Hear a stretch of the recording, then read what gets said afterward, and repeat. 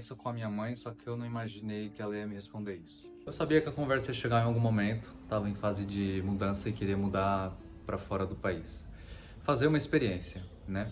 E aí, de fato, pensando racionalmente, pô, eu já tinha minha cartela de clientes, já tinha minha casa alugada, já tinha toda a minha vida funcionando por lá. Então, racionalmente, logicamente, existe essa dúvida, né? Pô, por que você vai fazer isso? Pra que você vai fazer isso? Aí eu fui falar com ela sobre essa intenção e ela me disse sobre isso. Falou, pô, você já tem cliente, você já tem casa aqui, já tem moto, já tem amizades, por que você vai para outro lugar? Qual é o sentido disso, né? Fica aqui, é mais tranquilo.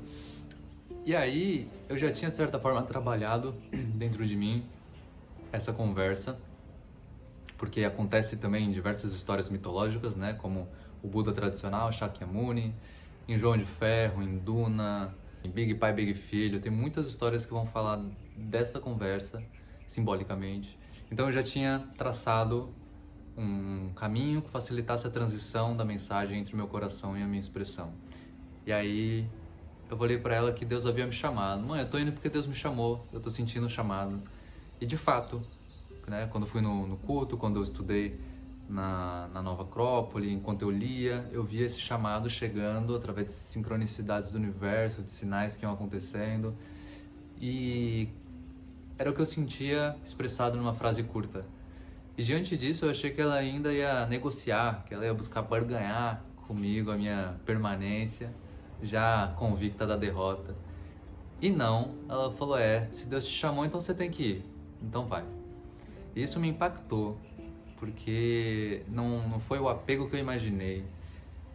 E me deu um alívio, porque quando a gente tem a bênção dos nossos ancestrais, a gente chega mais longe, né? Então, pra mim seria mais legal. E aí ela trouxe isso e eu senti algo que só ontem, um ano depois, me fez total sentido do que se tratava, sabe? Não é só um permisso, uma permissão, mas é também um valor que está sendo passado adiante, o valor da liberdade, um valor que fala de certa empatia, compaixão, de colocar a vida do outro e o que ela quer para si, o melhor para ela, na frente dos meus interesses, né? Porque houveram outras pessoas que de alguma forma colocaram um pouco de, pô, vai me abandonar, não acredito que você vai me abandonar, você não vai fazer isso comigo, vários papos assim que eles não impulsionam, né? Diferente de, então você tem que ir, então você vai mesmo. E aí, de fato, simbolicamente, uma história tem dois pontos, né, que representam muito isso simbolicamente, que é a passagem de Pedro no mar, quando Jesus o chama e fala, você quer mesmo chegar no Pai? Vem com o Pai então, vem com o Pai. Fala, pô, mas o mar, mano, as ondas tá difícil. Eu falo, não, vem com o Pai, é só não duvidar. E ele vai, né? Ele deixa o barco, a estabilidade ali, a segurança, o conforto para trás e vai em direção ao que ele mais ama, ao que ele mais quer. E essa passagem ela também acontece em Salmos, né, num canto de Davi, em que fala se você vai fazer essa transição, você precisa afundar os barcos, queimar as carroças e destruir as pontes, para que não haja opção, que seja só ida. E é uma só ida no sentido de buscar isso que tem de mais precioso, que está acima da horizontalidade do mar, das agitações, das paixões, dos desejos. Então, para esse caminho é só ida.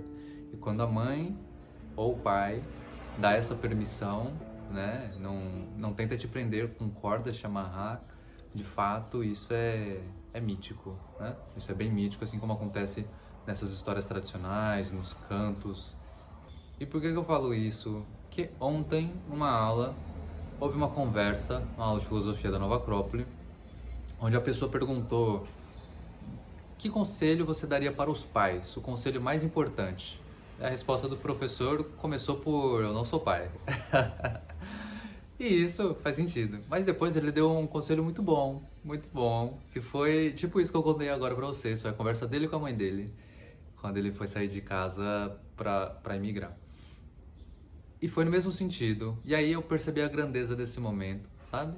E ainda não sendo pai, ele deu um ótimo conselho, que talvez pais não dariam, sabe? Que é uma coisa canônica dentro dessa relação, ou de todas as relações humanas, que é colocar o bem-estar, o crescimento e esse brilho do outro acima das minhas necessidades egoístas imediatas, seja de aceitação, seja de medo de ficar sozinho. Essas coisas estão abaixo do bem-estar do outro. Isso é amor.